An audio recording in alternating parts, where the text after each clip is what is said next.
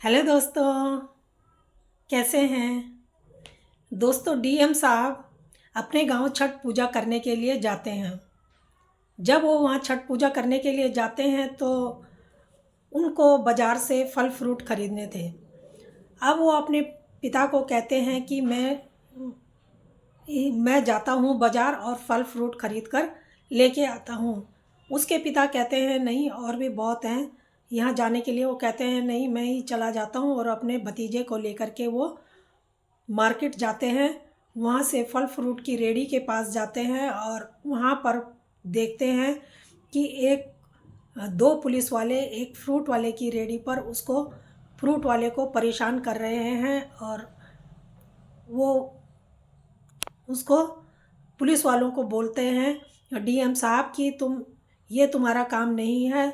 तुम्हारा काम जनता की सेवा करना है, उनको सुरक्षा प्रदान करना है। वो कहते हैं तुम हमारे सरकारी काम में बाधा डाल रहे हो और तुम्हें अब हवालात में बंद करना पड़ेगा। और वो उसको हवालात में बंद कर देते हैं। दोस्तों, पटना के गांव में एक लड़का रहता था जिसके पिता खेती बाड़ी करते थे। वो भी अपने पिता के साथ खेती बाड़ी का काम भी देखता था और स्कूल में पढ़ाई भी करता था। उसके पिता उसको पढ़ा रहे थे। वो एक संयुक्त परिवार में रहते थे। अब जब वो पढ़ाई करता करता है तो वो बहुत अच्छा पढ़ाई करता है। वो बहुत अच्छे नंबर लाता था। तो उसको देख करके उसके जो टीचर होते हैं वो भी कहते हैं कि बेटा, एक दिन तुम अपने घर का नाम रोशन करोगे, अपने पिता का, और एक बड़े आदमी बनोगे। वो अब सोचता है कि मुझे ऐसा बोल रहे हैं, तो वो अपना जी जान से पढ़ाई में लग जाता है और बहुत अच्छे नंबर लाता है। अब वो किसी तरीके से 12वीं कक्षा पास करता है और एक दिन अपने पिता को बोलता है कि पिताजी, अब मैंने 12वीं कक्षा पास कर ली है और मैं अब आगे पढ़ना चाहता हूँ। उसके पिता कहते हैं बेटा, अब अपना शादी तेरी कर देते हैं। वो कहता है नहीं पिताजी, मुझे अभी सरकारी नौकरी पानी है जिससे आप लोगों को सहूलियत हो सके, आपका नाम रोशन होगा। तो पिता कहते हैं ठीक है, अगर तुम करना चाहते हो तो करो। वो कहता है, वो वहाँ से फिर अपनी पढ़ाई के लिए बाहर चला जाता है। जब वो बाहर जाता है वहाँ पर तो उसके पिता उसको खर्चा भेजा करते थे। बाद में जब 2 साल हो जाते हैं तो उसकी पढ़ाई पूरी नहीं होती। उसके पिता कहते हैं बेटा, आप घर आ जा, और मेरे से अब काम नहीं होता है। अब तुम घर आके अपना घर का काम संभालो। वो कहता है पिताजी, मुझे 2 साल और दे दो। अगर मैं नहीं कर सका तो जैसे आपकी मर्ज़ी ऐसे करना। तो पिता कहते हैं ठीक है। वो फिर वहाँ पर पिता कहते हैं बेटा, मैं अब तुम्हारे लिए खर्चा नहीं भेज पाऊँगा, क्योंकि पूरा खर्चा अब तुम्हारे ऊपर बहुत खर्चा हो रहा है और घर की समस्या, मैं इतना काम नहीं कर पा रहा हूँ। तो वो कहता है पिताजी, आपसे जितना बन पड़ता है आप उतना ही खर्चा भेज दीजिए, बाकी मैं अपने आप यहाँ पर देख लूँगा। अब वो लड़का अपनी कोचिंग करता है और जहाँ पर कोचिंग कर रहा था वहीं काम अपना कोई ढूंढने की कोशिश करता है। अब उसको एक जगह पर एक पर्चा लिखा हुआ मिलता है जिसमें लिखा हुआ था कि लाइब्रेरी के लिए एक आदमी की ज़रूरत है देखभाल के लिए। तो वो वहाँ जाता है उस एड्रेस पे और देखता है। वहाँ जाके उसके मालिक से बात करता है तो मालिक कहता है कि हमें 24 घंटे के लिए आदमी चाहिए और उसको यहाँ पैसे तनख्वाह भी मिलेगी और रहने के लिए भी फ्री मिलेगा। वो कहता है ठीक है। वो वहाँ पर देखता है कि सिर्फ उसको जो बच्चे वहाँ पर आ रहे थे और जा रहे थे उनका समय नोट करना था और वहाँ की देखभाल करनी थी। वो वहाँ काम करने के लिए तैयार हो जाता है। फिर वो वहाँ काम करता है, वहीं रहता है। इसी तरीके से 2 साल और निकल जाते हैं। इन 2 सालों में वो अपने कोर्स भी पूरा करता है और वहाँ एग्ज़ाम भी देता है। जब वो देता है उसके बाद वो वहाँ पास हो जाता है, एग्ज़ाम को क्लियर कर लेता है और वो एसडीएम लग जाता है। जब वो एसडीएम लग जाता है, ये खुशखबरी वो अपने घर में अपने माता पिता को सबसे पहले देता है। माता पिता बहुत खुश होते हैं, वो गांव वालों को बताते हैं। गांव वाले भी बहुत खुश होते हैं कि हमारे गांव का लड़का एसडीएम बन गया है। अब उसके जो माता पिता होते हैं वो काफ़ी खुश थे। उसके बाद वो एक गाज़ियाबाद में उसकी जॉब लगती है। वो वहाँ पर उसकी 2 साल बाद प्रमोशन हो जाती है और वो डीएम बन जाता है। जब वो डीएम बन जाता है, फिर वो अपने उसके पिता का फ़ोन आता है और वो घर जाता है। पिता के बुलाने पर वहाँ से अपने पिता को और अपने फैमिली को लेकर के अपने साथ लाता है। वो कहता है कि अब तुम्हें कोई मेहनत मजदूरी करने की ज़रूरत नहीं, अब तुम मेरे साथ ही रहोगे। उसके पिता अपने दोस्त को बताते हैं।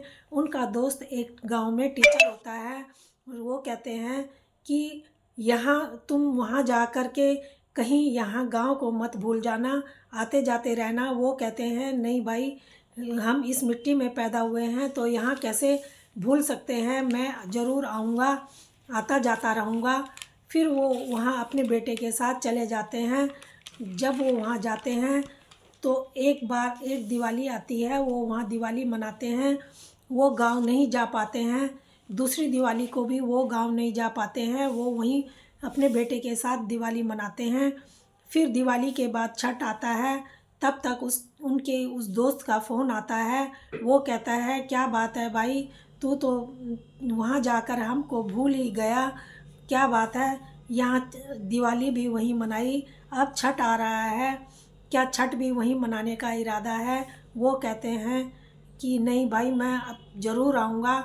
फिर वो अपने बेटे को बताते हैं, डीएम साहब को। डीएम साहब को जब बताते हैं तो डीएम साहब वहाँ से अपने ऑफिस से छुट्टी लेते हैं और रिजर्वेशन करा देते हैं।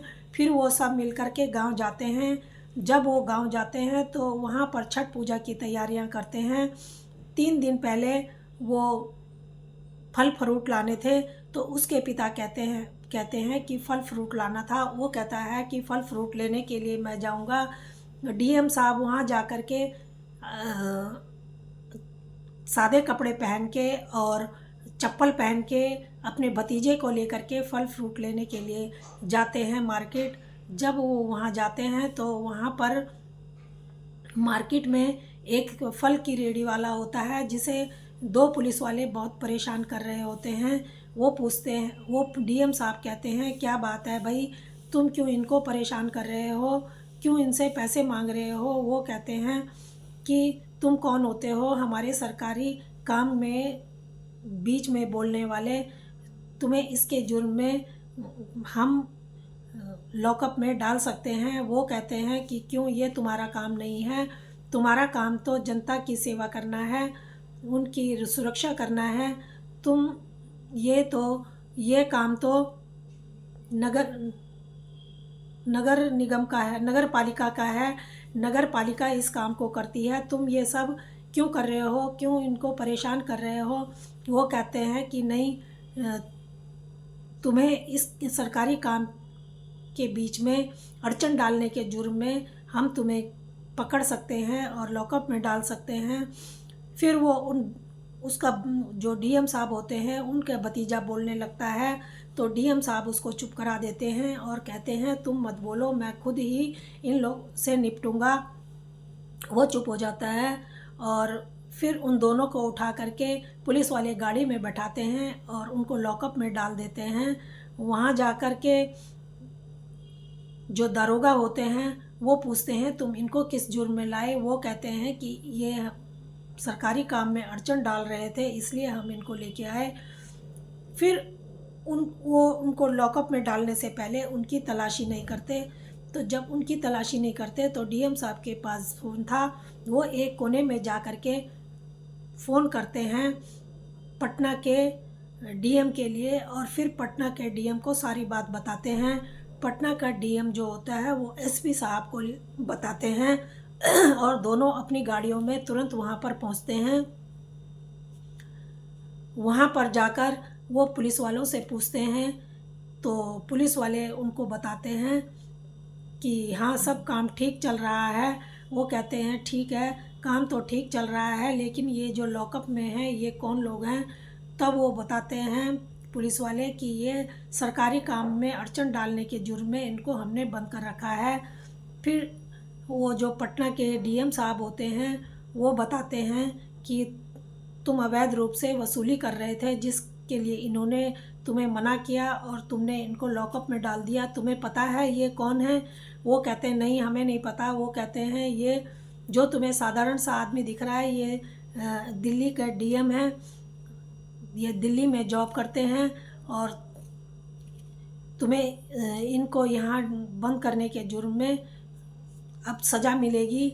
फिर वो वहाँ से लॉकअप से डीएम को निकालने का आदेश देते हैं। वहाँ से वो दोनों निकाले जाते हैं और फिर वो पटना का डीएम और जो दिल्ली के डीएम थे दोनों हाथ मिलाते हैं और फिर जो एसपी साहब होते हैं उनसे पूछताछ होती है। एसपी साहब भी कहते हैं कि इन्होंने हमारे साथ में, हमारे पुलिस वालों के साथ में बदसलूकी की। फिर वो जो है उन जो दिल्ली के डीएम होते हैं वो कहते हैं कि इन्होंने जो हमारे साथ में बदसलूकी की उसकी सज़ा तो इनको मिलनी ही चाहिए। मैंने इनको बहुत समझाया लेकिन इनकी समझ में कुछ नहीं आया। ये सब जितने भी थाने में लोग हैं ये सब मिले हुए हैं और सबकी मिलीभगत से ही ये काम हो रहा है। अब सबको वहाँ से सस्पेंड कर दिया जाता है और फिर डीएम साहब अपने भतीजे के साथ अपने घर जाते हैं। अपने घर जाके उनके पिता पूछते हैं कि क्या बात है बेटा, तुमने बहुत देर लगा दी। वो फिर सारी बात बताते हैं। उसके पिता और सब वहाँ पर आ जाते हैं। वो कहते हैं तुमने ये बहुत अच्छा काम किया, इनको तो सबक मिलना ही चाहिए था। और फिर वो सब माफ़ी भी मांगते हैं लेकिन इससे कुछ होने वाला नहीं था। तो दोस्तों इस तरीके से एक साधारण सा दिखने वाला व्यक्ति भी बहुत कुछ हो सकता है।